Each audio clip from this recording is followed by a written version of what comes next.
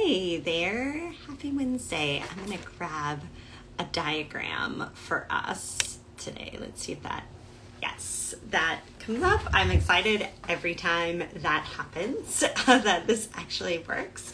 My name is Julie Hirschberg, if we haven't met before. I am the owner, founder of Re+active Therapy and Wellness in the Los Angeles area. And thanks so much for joining me this afternoon to chat about one of the favorite diagrams, analogies that we use so much at Re+active. We use this in many different ways, but particularly in functional movement disorders. And if you're new to us, to Re+active, you might not know that we love a good analogy. We love a nice way to be able to talk about things like neuroplasticity, to talk about neurologic symptoms in a way that people can really understand. So this is one of them. And in particular, this is about symptoms and triggers and how we manage that in functional neurologic disorders. Now, I do have to say, huge shout out to our team that put together this diagram. It was initially created almost 2 years ago.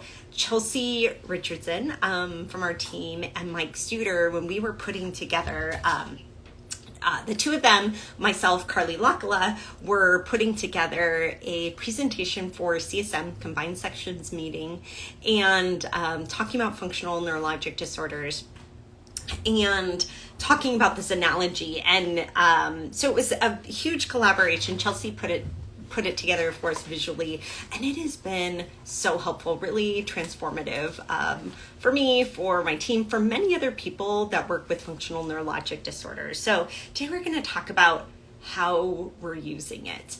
And I want to particularly talk about how we explore this idea of triggers and sandbags for people with functional neurologic disorders. So let me start with this whole idea.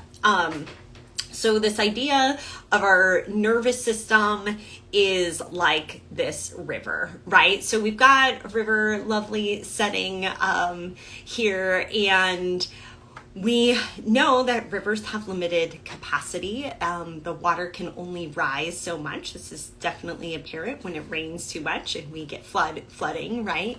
So the riverbank and our nervous system only can contain so much and have so much capacity. And so we ask this question, what is your capacity?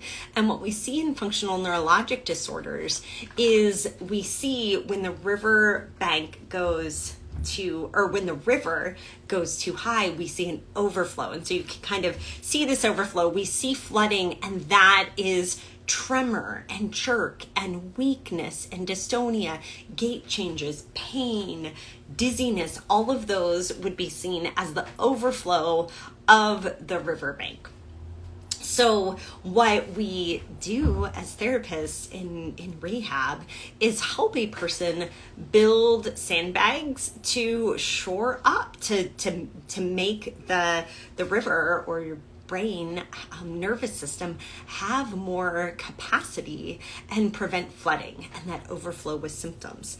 Now, the other thing that's really important here too is what's contributing to the flooding, right? So this could be trauma, physical, emotional trauma. It could be fatigue. It could be sleep deprivation. It could be stress, and actually numerous other things that's very person specific can contribute to that capacity rising and increase water levels in a river of our nervous system.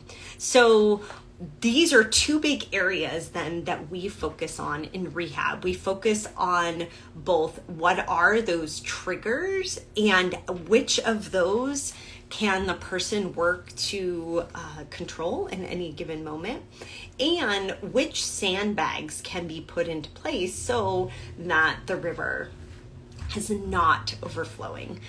And that we're then not seeing the tremor, gait, disturbances, dystonia, myoclonus, all of those things that occur.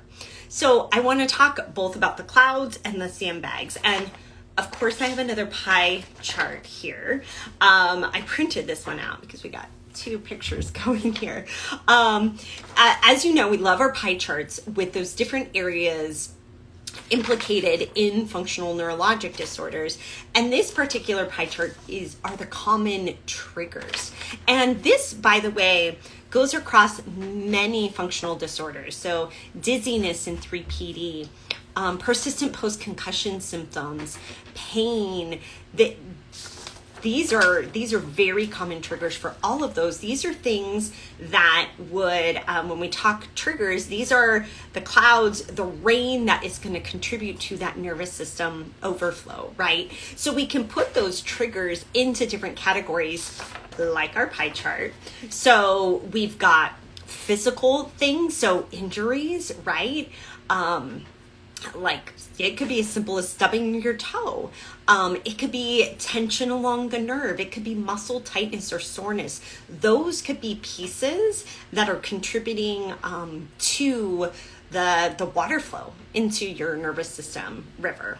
So it could be physical limitations. It could be things within motor control. So attention to the symptoms, changes in environment. We've talked about that before with the broken escalator phenomenon.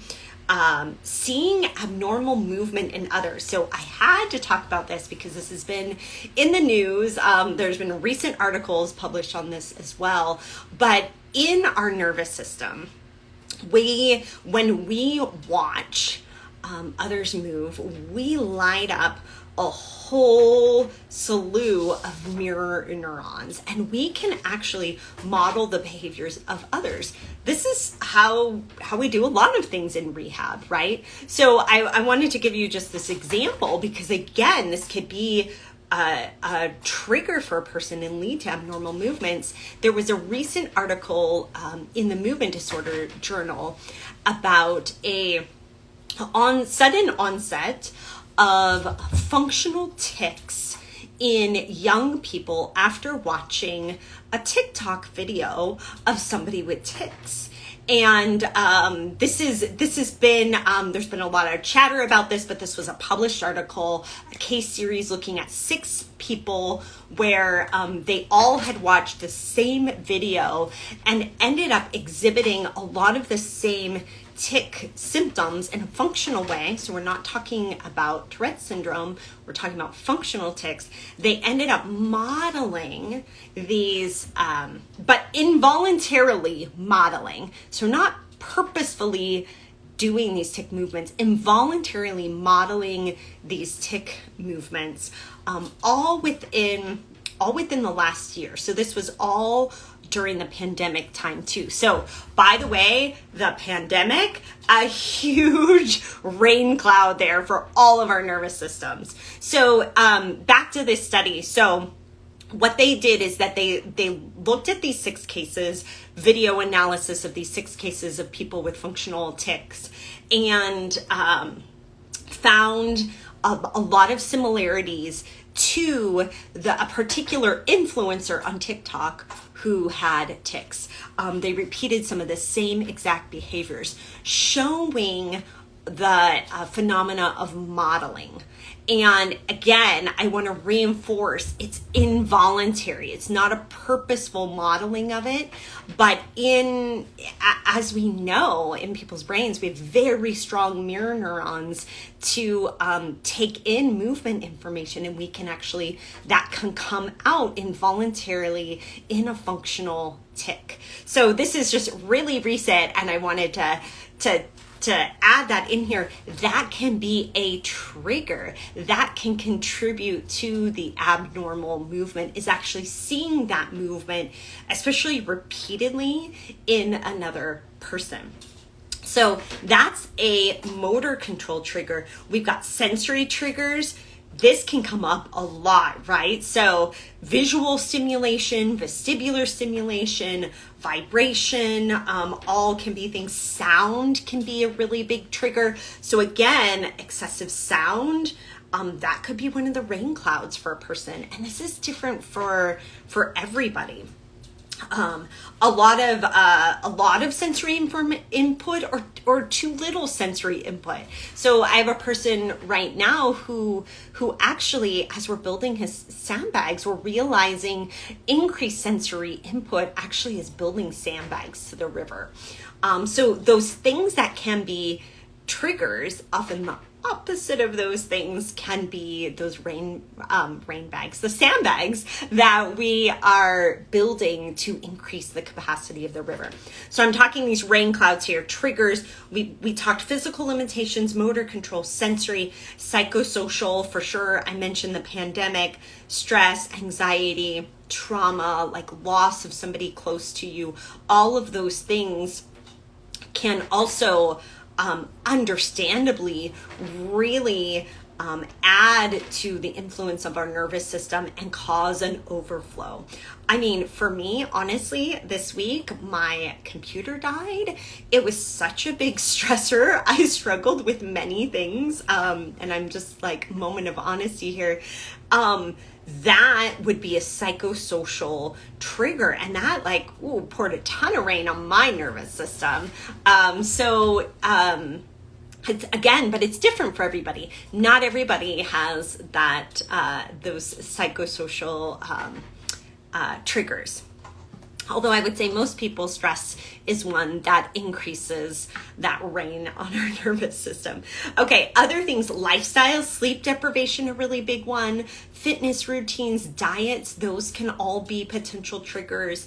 Autonomic is a really big one. So autonomic that's influenced by emotion, like fear, a fight or flight response, but even exercise or exertion, or a lack of exercise or exertion can be triggers. So again, these rain clouds can come from all the areas of our pie chart and contribute to the overflow that we see. So again, that overflow being dizziness, tremor, dystonia, myoclonus, any of those symptoms that we see in a functional neurologic disorder. And our role in rehab is to help someone identify, build those sandbags. And I'll tell you what, yesterday or Monday, I was working with somebody and that person knew exactly what they needed. They had discovered the sandbags. They had discovered that, oh, well, if I have this with me, this helps a lot. And then I don't get that overflow. So they had a special object, for example. They identified if I sleep 8 to 9 hours, then I get less of this overflow. So sleep was a big piece. If I feel confident and secure, then I have less of these overflow. So what I have found really and learned a lot from my patients is that those answers, those sandbags are usually all there. We just help people uncover them. So our rehab process allows people to identify, discover, acquire, and build up some sandbags that prevent the flooding. So this is where often people will go, well, was it that incident, that one thing that made this all occur? And I will usually say, likely not, but that thing might have been the tipping over point. We just exceeded the flow of the river. We just exceeded the capacity and we got an overflow. And it's often an accumulation of those things in the rain clouds that contribute to that overflow. And then it's our job to build up, reduce those triggers one at a time usually, and build up the sandbags for neuro resilience, really is what it is. So this is our favorite analogy. I wanted to dive a little deeper with you with it today. Again, identifying our whole pie chart of triggers, so those clouds up above, and then what we do in rehab to build our sandbags, to build our neuro resilience. I like that word. Is that a word? I'm going to use that word. Build our neuro resilience, our brain resilience, so that we have less overflow leading to functional neurologic symptoms. So this handout, by the way, we use it all the time and we share it freely. So you can go to the link in our bio and click on the River Runneth Over free handout. You can download it. You can use it anytime. You can make your own. It's been really helpful for me in my practice, and I hope you find it too. And I'd love to hear from you.